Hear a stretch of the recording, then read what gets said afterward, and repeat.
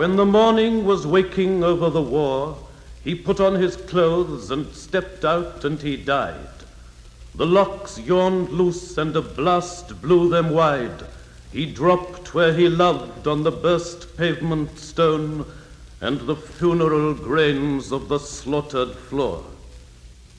Till his street on its back he stopped the sun, and the craters of his eyes grew spring shoots and fire when all the keys shot from the locks and rang.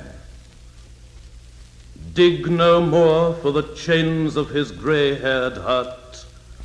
The heavenly ambulance drawn by a wound, assembling waits for the spade's ring on the cage. Oh, keep his bones away from that common cart.